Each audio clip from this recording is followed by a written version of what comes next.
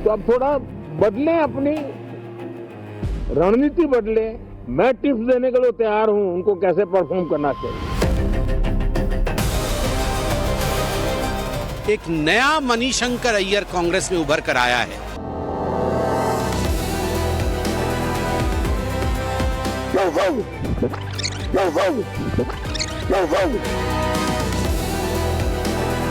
आज जब उनसे किसी पत्रकार ने पूछा तो उन्होंने जिस प्रकार से भौंकने का कार्य किया,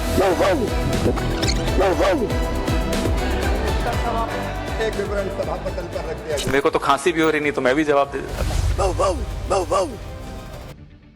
संसद में बवाल, बाहर कुत्ते की आवाज में भौंक रहे मोदी से बार बार हारती कांग्रेस ने गजब कांड कर दिया।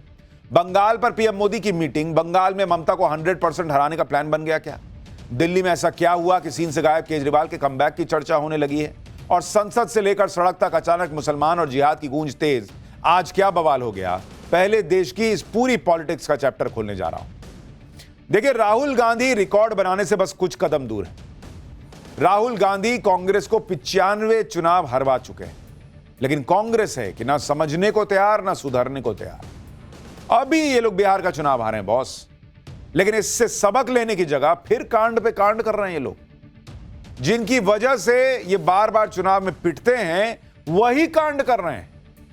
कभी संसद में कुत्ता ले आना, कभी नरेंद्र मोदी का एआई वीडियो बनाकर पर्सनल अटैक करना, कभी कुछ कहना, कभी कुछ करना। ये सब तमाशा कांग्रेस के अंदर चल रहा है। कोई कह ही नहीं सकता इनको देख के बॉस कि ये कोई सीरियस पार्टी या नेता है। 95 हार के बाद तो आदमी को खुद लगने लगता है यार कि कुछ तो चेंज लाएं। लेकिन कांग्रेस और चेंज, भाई ये उत्तरी ध्रुव और दक्षिणी ध्रुव क्या रिश्ता है इनका? आज तो कांग्रेस के नेताओं ने गजब ही कर दिया। एक कांग्रेस नेता तो कुत्ते की आवाज निकालने लगी, दूसरे कांग्रेस के नेता मोदी पर एक भद्दा एआई वीडियो डालने लगे। ऐसे ऐसे कांड किए जा रहे हैं जिसे आज आप देखेंगे तो हैरान रह जाएंगे कि भाई ये कांग्रेस का क्या ही होगा। कांग्रेस के नेता आज जब ये सब कर रहे हैं तो नरेंद्र मोदी की वो बात याद आ रही है कि लोगों को ड्रामा नहीं, डिलीवरी चाहिए। डिलीवरी करने को तो अभी कांग्रेस के पास शायद कुछ बचा नहीं, क्योंकि उनके नेता सारा समय ड्रामा में लगा रहे हैं। और आप अंतर देखिए कि इधर चुनाव हारकर भी कांग्रेस के नेताओं को तमाशा करने से फुर्सत नहीं, उधर नरेंद्र मोदी चुनाव जीतकर भी बैठते नहीं। एक चुनाव के बाद दूसरे चुनाव की तैयारी शुरू कर दी, टास्क दे दिया, चुनाव लड़ने का फॉर्मूला दे दिया। आज ममता बनर्जी के खिलाफ पीएम मोदी ने बीजेपी को क्या टास्क दिया? ममता को बंगाल में इस बार हराने का क्या फॉर्मूला दिया गया है? कैसे 100% ममता को हराना ही है, नरेंद्र मोदी ने क्या कहा? और ममता बनर्जी ने नरेंद्र मोदी को क्या नई चुनौती दी है, यह भी दिखाऊंगा।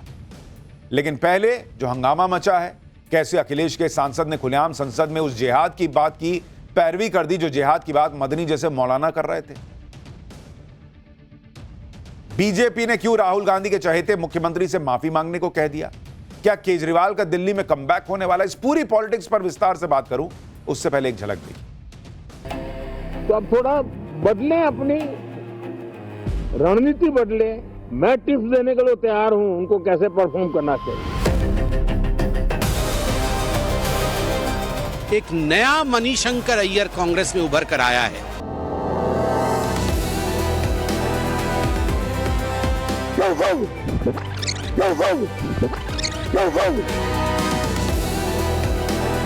आज जब उनसे किसी पत्रकार ने पूछा तो उन्होंने जिस प्रकार से भौंकने का कार्य किया,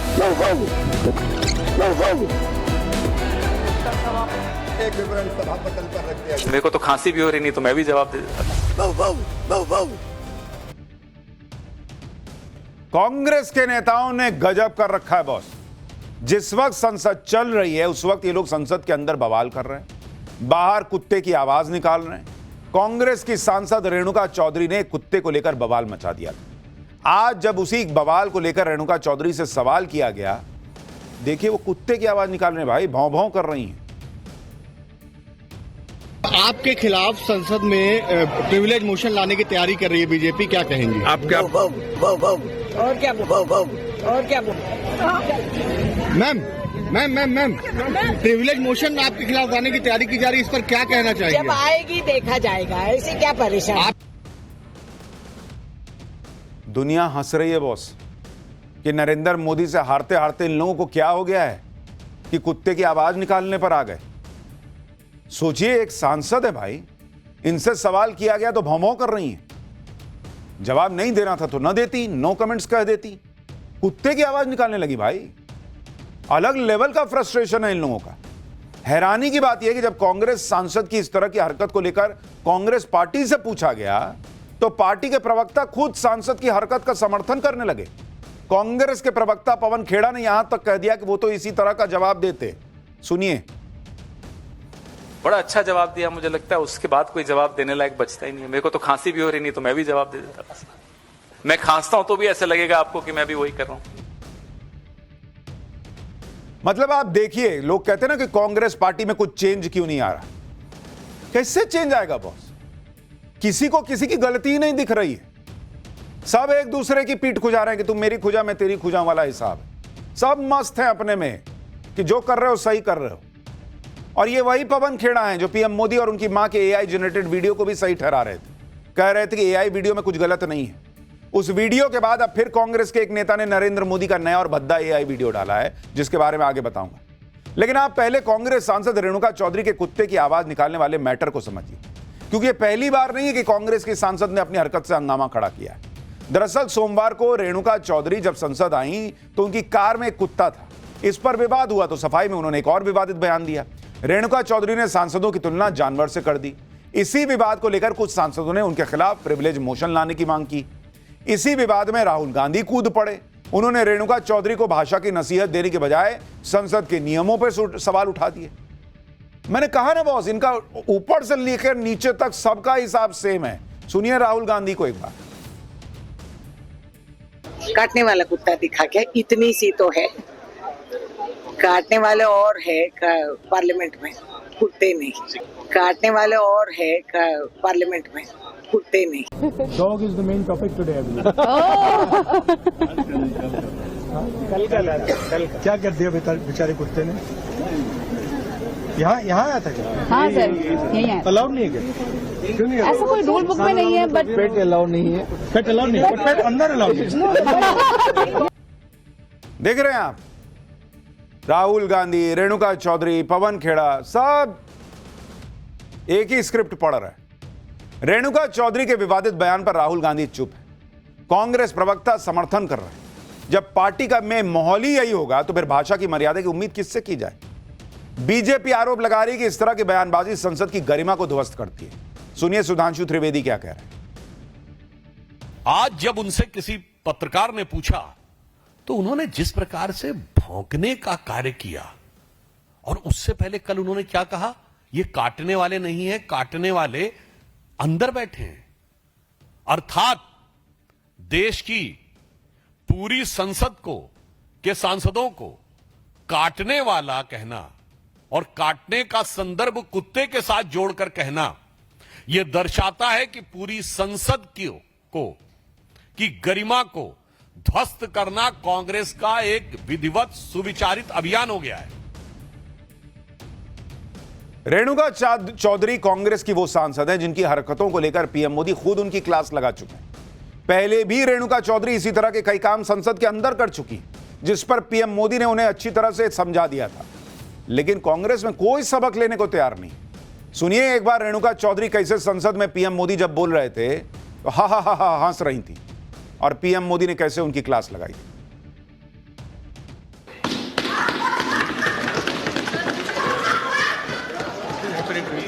20 साल पहले नहीं, 20 साल पहले सभापति जी, मेरी आपको प्रार्थना है, रेणुका जी को कुछ मत कीजिए। रामायण सीरियल के बाद ऐसी हंसी सुनने का आज सौभाग्य मिला है।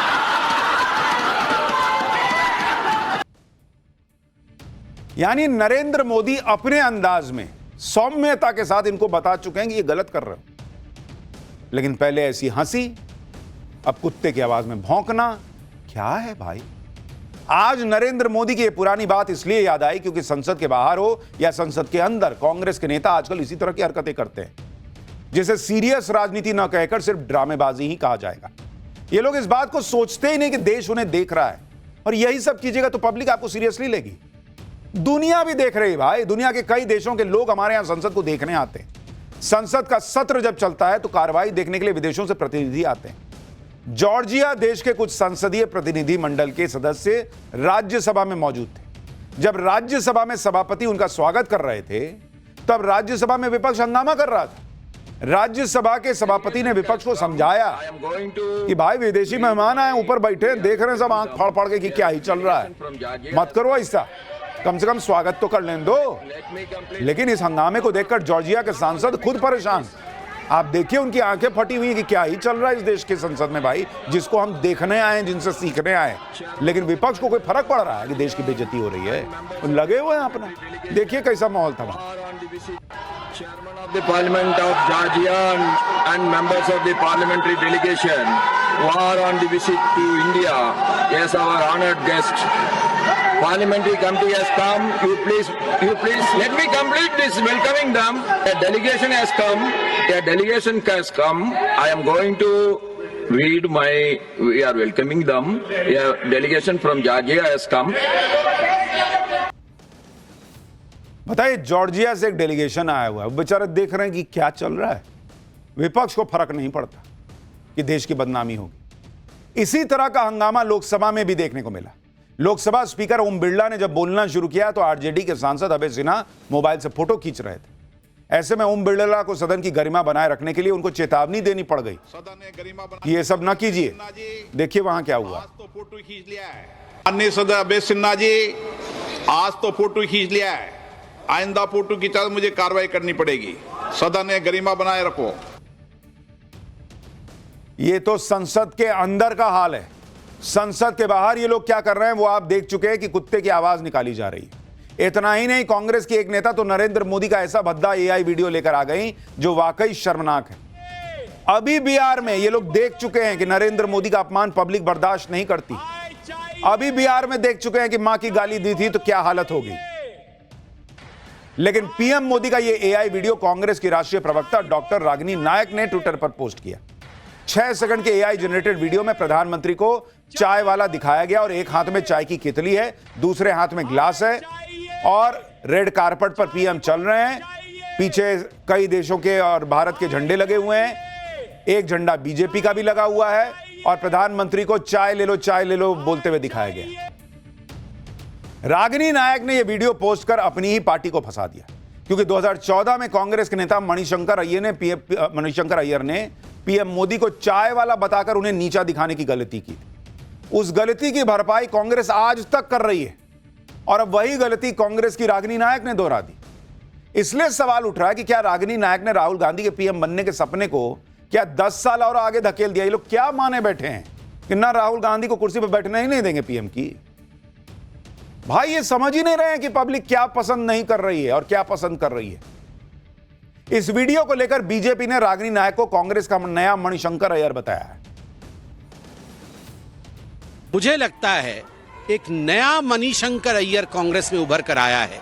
मणिशंकर अय्यर जब जब अवतार लेते हैं तब तब कांग्रेस का क्या होता है उसे कहने की आवश्यकता नहीं है। चाय चाय कह के चाय बेचना यह काम है, यह देश को लूटना नहीं है। जो लोग देश को लूटते हैं वह चाय के और चाय बेचने वाला जब प्रधानमंत्री बन जाता है तो इसी प्रकार बौखलाते हैं।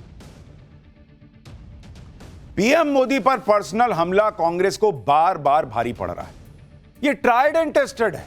हाल ही में ऐसी गलती कांग्रेस ने बिहार चुनाव के वक्त की थी। कांग्रेस ने पीएम मोदी और उनकी मां का एआई वीडियो पोस्ट कर दिया था और बिहार के नतीजों ने बता दिया कि पीएम मोदी पर पर्सनल हमले पब्लिक नहीं पसंद करती। लेकिन इन लोगों ने जैसे कसम खाई है कि राहुल गांधी के 100 हार का रिकॉर्ड बनवाए बिना न मानेंगे। पीएम मोदी का एआई वीडियो देखकर बीजेपी भड़की हुई है। केंद्रीय मंत्री शिवराज सिंह चौहान ने कांग्रेस की तगड़ी क्लास लगा दी। सोशल मीडिया पर कहा कि कांग्रेस की राजनीति आज आइडिया नहीं एआई पर चल रही है। जो पार्टी 140 साल में एक नेता खड़ा नहीं कर सकी वो अब एआई वीडियो बनाकर अपना राजनीतिक दिवालियापन छिपाना चाहती है। कांग्रेस ने नीचता का राष्ट्रीय रिकॉर्ड बनाया। यह हरकत बताती है कि कांग्रेस का असली हाईकमान अब एआई है, क्योंकि पार्टी में दिमाग बचा ही नहीं है। यह अपमान कांग्रेस को बहुत महंगा पड़ेगा, यह शिवराज सिंह चौहान ने कहा। बिहार में बड़ी चुनावी हार के बाद कांग्रेस के अंदर रिफॉर्म की जरूरत है। कांग्रेस वो रिफॉर्म तो कर नहीं रही। पीएम मोदी जो देश के लिए बड़े बड़े रिफॉर्म कर रहे हैं, कांग्रेस को उससे भी दिक्कत है। इसमें ये इन लोगों का व्यवहार देख कर ना आपको अंदर समझ में आएगा कि ये लोग अंदर तक ना चिढ़ गए। ये आदमी हार क्यों नहीं रहा है? क्योंकि ये जो हरकतें हैं ना, ये फ्रस्ट्रेशन दिखाती हैं। पॉलिटिक्स में होता है, लोग एक दूसरे को बोलते हैं, आरोप प्रत्यारोप ये सब चलता है, लेकिन ये लेवल जो है ना कि कहीं रैली में मां की गाली दे दी, कहीं मां का AI वीडियो बना दिया, कहीं चाय वाला दिखा दिया, ये सब फ्रस्ट्रेशन दिखाता है। 2 दिन तक SIR पर बवाल मचाने के बाद आज विपक्षी दलों ने मोदी सरकार की तरफ से लाए गए 4 नए लेबर लॉ के खिलाफ संसद परिसर में विरोध प्रदर्शन किया। प्रदर्शन का नेतृत्व सोनिया गांधी, राहुल गांधी ने किया। विपक्षी सांसदों ने हाथों में तख्तियां लेकर मजदूर विरोधी कानून वापस लो के नारे लगाए। विपक्ष ने मोदी सरकार पर कॉर्पोरेट्स का पक्ष लेने का आरोप लगाया। इधर कांग्रेस कांड पर कांड करके उसी में फंसी है। उधर नरेंद्र मोदी देखिए, वो एक चुनावी जीत के बाद रुकते नहीं, दूसरे राज्य की तैयारी शुरू कर देते हैं। कांग्रेस को पता ही नहीं है उनको बंगाल में करना क्या है। यहां नरेंद्र मोदी ने आज पश्चिम बंगाल के बीजेपी सांसदों से मुलाकात भी कर ली और बंगाल में अगले साल के जीत का टारगेट दे दिया। पीएम मोदी ने बीजेपी सांसदों से बंगाल में संविधान को बचाने की लड़ाई लड़ने के लिए कहा। पीएम मोदी ने बीजेपी सांसदों में नया जोश भरा। पीएम मोदी ने बंगाल बीजेपी के कार्यकर्ताओं की तारीफ की। इस मुलाकात में मालदा उत्तर से खगेन मुर्मू भी थे, जिन पर अक्टूबर में भीड़ ने हमला कर दिया था। पीएम मोदी ने खगेन मुर्मू से उनका हालचाल भी पूछा। तो आप कैसे जीतिएगा बॉस? वैसे ही बंगाल में कांग्रेस खत्म है, टीएमसी वर्सेस बीजेपी बना हुआ है माहौल, और उसमें भी वो लोग सोए हुए हैं अभी। अब उठेंगे तो देखेंगे, राहुल गांधी मूड बनाएंगे कि अब झाड़ वाड़ के चलो अब बंगाल में घुसेंगे। तब तक उधर खेला खत्म हो जाता है। राहुल गांधी जब तक बैट निकाल के आते हैं मैदान में, तब तक लोग किट समेट रहे होते हैं कि मैच खत्म, अब आए हो। सूत्रों के मुताबिक पीएम मोदी ने बंगाल के बीजेपी सांसदों से कहा कि हमें कड़ी मेहनत करनी है और यह सुनिश्चित करना है कि बंगाल में हम ये चुनाव जीतें। आप लोग बहुत आगे बढ़ चुके हैं, इस सत्ता के खिलाफ लड़ाई को जारी रखना होगा। पीएम मोदी ने SIR को लेकर कहा कि यह शुद्धिकरण की प्रक्रिया है, होनी ही है। पीएम मोदी ने केंद्र सरकार की योजनाओं के लाभार्थियों से लगातार संपर्क करने के लिए कहा। सोशल मीडिया के जरिए केंद्र सरकार के कामों को भी जनता तक पहुंचाने का निर्देश दिया। एक तरफ पीएम मोदी ने बंगाल चुनाव की तैयारी शुरू की है, उधर ममता बनर्जी ने भी बीजेपी को नई धमकी दे डाली। ममता बनर्जी ने SIR को लेकर अमित शाह पर निशाना साधा।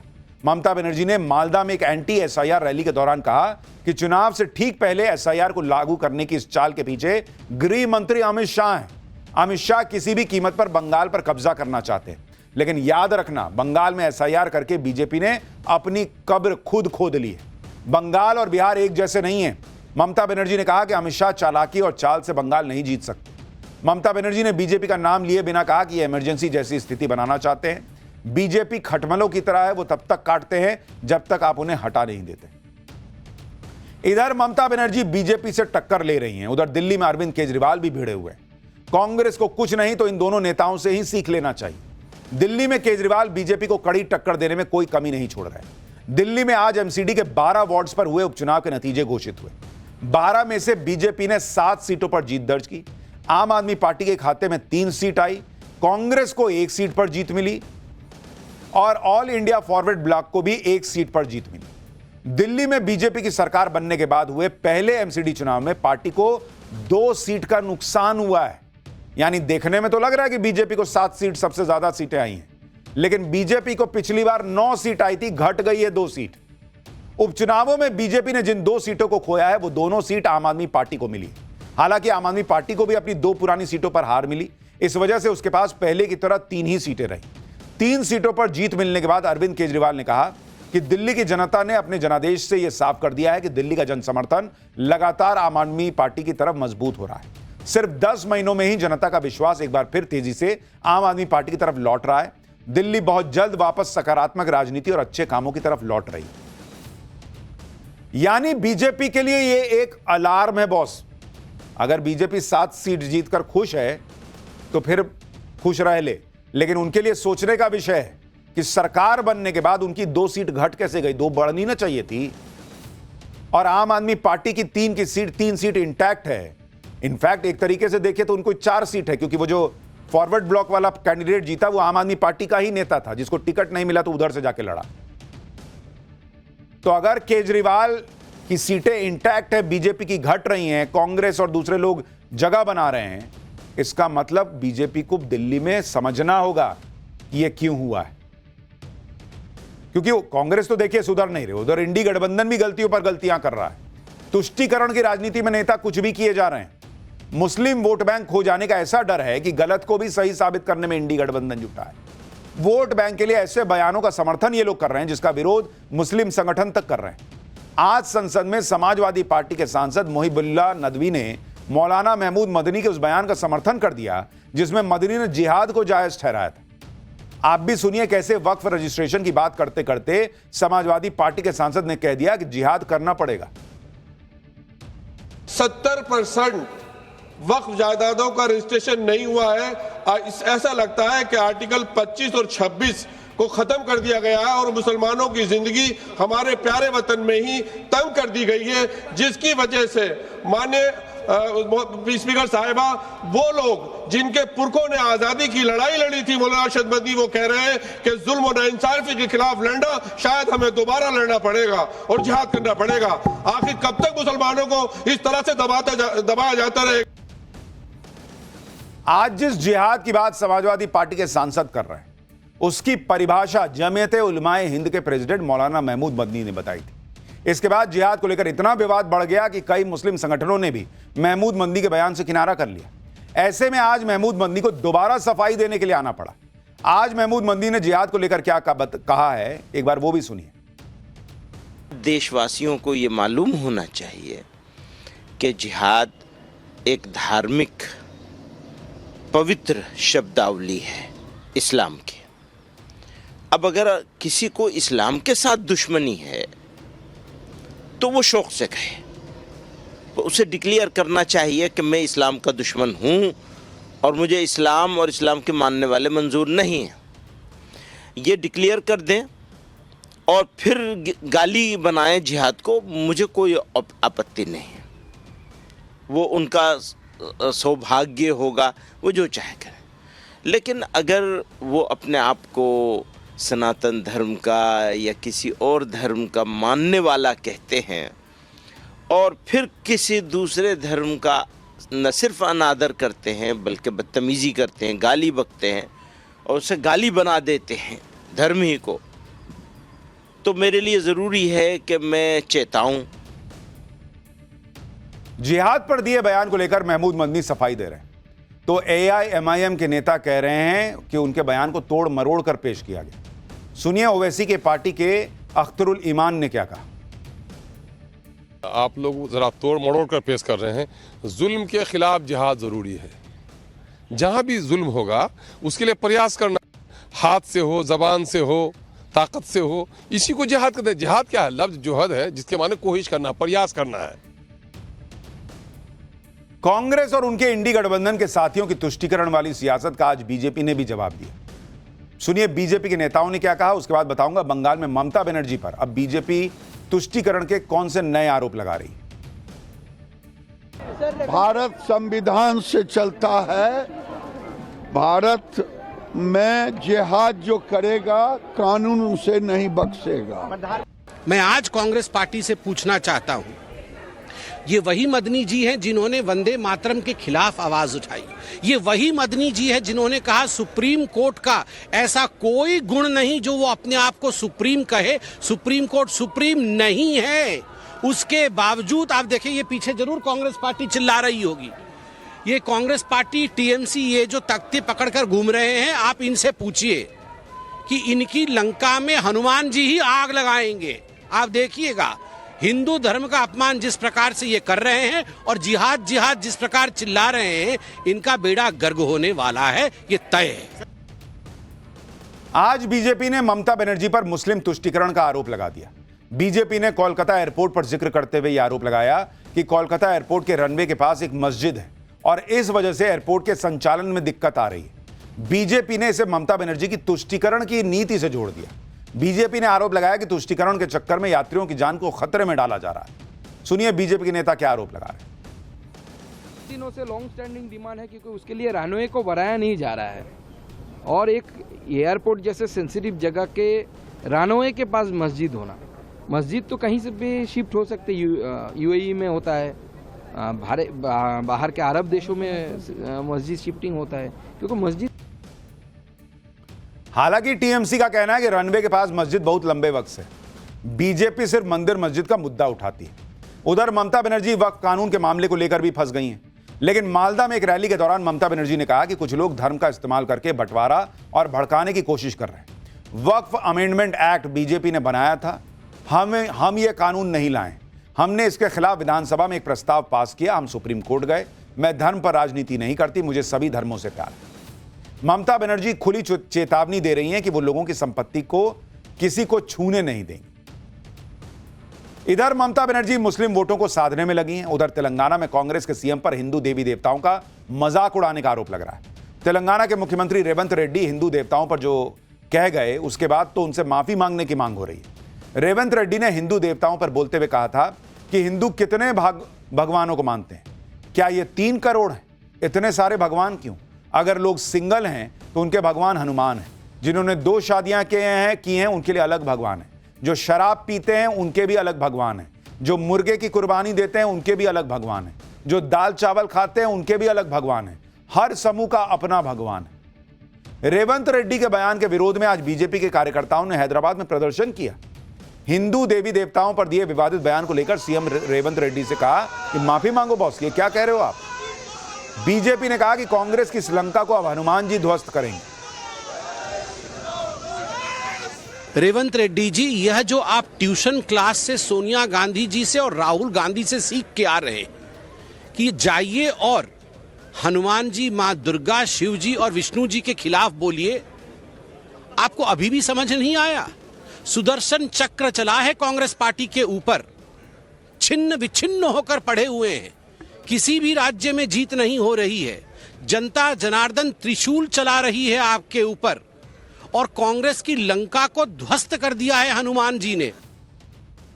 तेलंगाना के मुख्यमंत्री श्री रेवंत रेड्डी ने जिस प्रकार से हिंदू देवी देवताओं के बारे में अपमानजनक, अवांछनीय कमेंट किए हैं, उसे किसी भी कीमत पर बर्दाश्त नहीं किया जा सकता। अब कांग्रेस पार्टी ने इरेडिकेशन ऑफ सनातन धर्म अर्थात हिंदू धर्म के समूल नाश के कार्यक्रम को आगे बढ़ाना शुरू कर दिया है। कांग्रेस के नेता हों, कांग्रेस के गठबंधन के साथी हों, हिंदू धर्म को लेकर ये लोग विवादित बोलते ही रहते हैं। और एक तरफ तो ये भी कह देते हैं कि कांग्रेस मतलब मुसलमान, मुसलमान मतलब कांग्रेस। असली वोटों के लिए तुष्टीकरण किसको कहते हैं फिर, अगर इसको नहीं कहते तो? और ये परंपरा चली आ रही है बॉस, आज की नहीं है।